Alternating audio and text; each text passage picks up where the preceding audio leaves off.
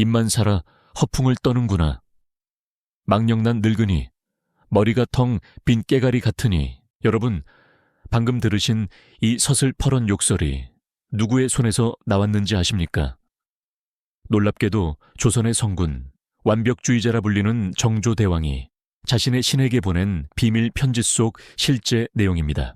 여기서 깨가리란 요즘 말로 하면 깨대가리, 즉 머리가 나쁘고 아무짝에도 쓸모없는 사람을 비하하는 당시에 아주 상스러운 욕설이었습니다. 우리는 정조를 찬란한 업적의 주인공으로만 기억합니다. 하지만 해가 지고 홀로 남겨진 궁궐의 밤, 정조는 지독한 화병과 외로움에 시달리며 미치지 않기 위해 무언가에 매달려야 했습니다. 오늘은 그 화려한 성취 뒤에 가려져 있던 우리가 몰랐던 인간 정조의 아주 사적이고도 처절한 이야기를 들려드리려 합니다. 그는 과연 어떻게 그 지독한 스트레스를 견뎌냈을까요? 반갑습니다. 역사의 숨은 지혜를 찾아드리는 역사의 인물 여긴입니다. 정조는 조선의 왕들 중에서도 가장 지독하게 일을 많이 한 임금이었습니다. 신하들이 올린 보고서를 새벽까지 검토하고 직접 수만 권의 책을 읽고 썼으며 군사훈련까지 꼼꼼히 챙겼습니다.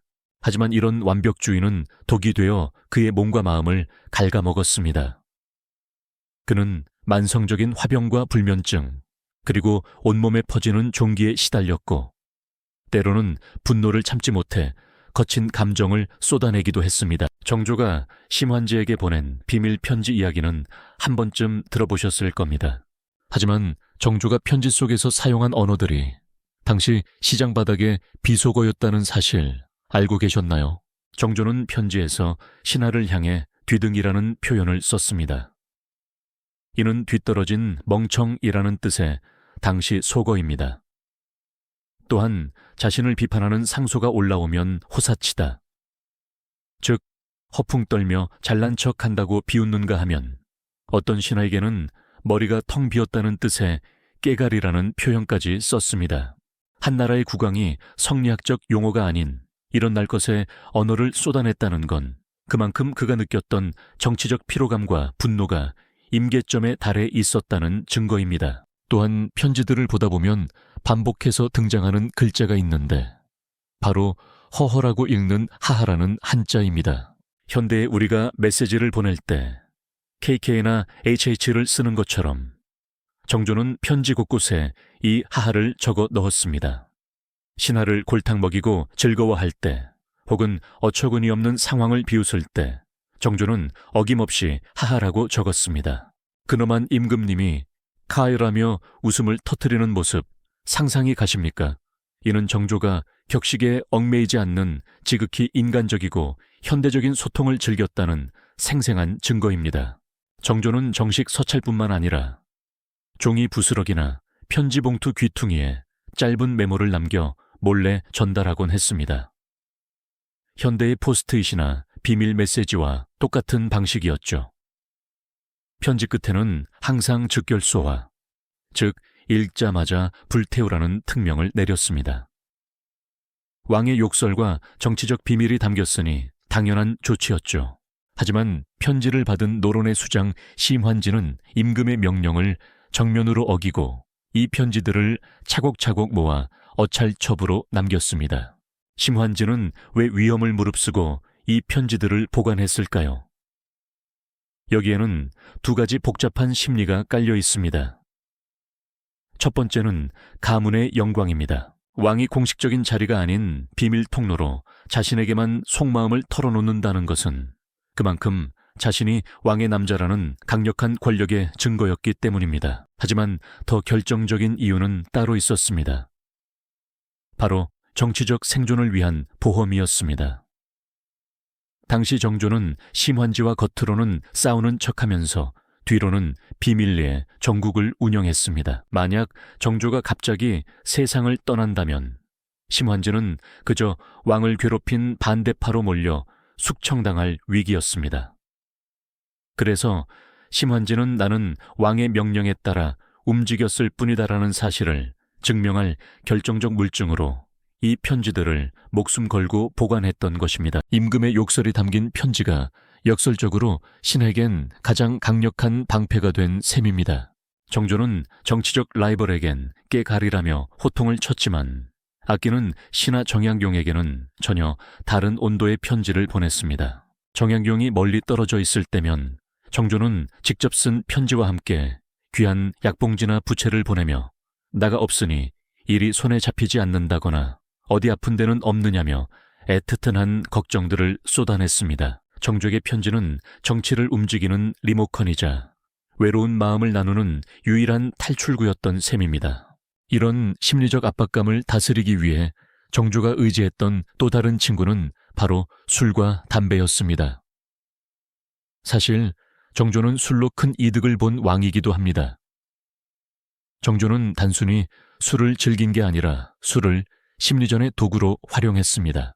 그는 신하들을 취하게 만들기 위해 환군거라는 이름의 거대한 전용 술잔을 사용했습니다.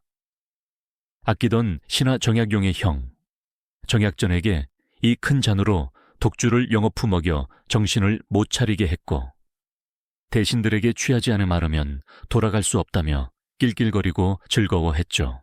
뻣뻣한 신하들의 긴장감을 강제로 해제시켜 그들의 본심을 캐내려는 정조만의 무서운 리더십이었습니다. 하지만 술보다 더 정조를 깊게 위로했던 것은 바로 담배였습니다. 정조는 스스로를 조선 최고의 담배 마니아라고 자부했습니다.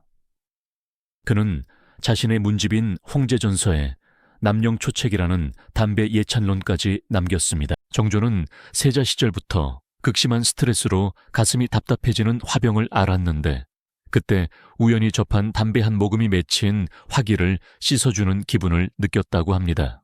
정조는 담배를 연기신선이라는 뜻의 연신이라 부르며 찬양했고 심지어 성균관 유생들에게 과거 시험 문제로 담배의 유익함을 논하라라는 문제를 냈습니다.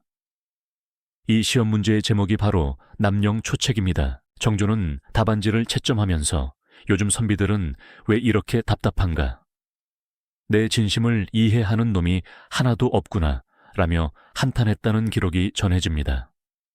자신의 확신에 반대하는 신하와 유생들에겐 가차없이 회청색, 즉 낮은 등급의 점수를 매겼습니다.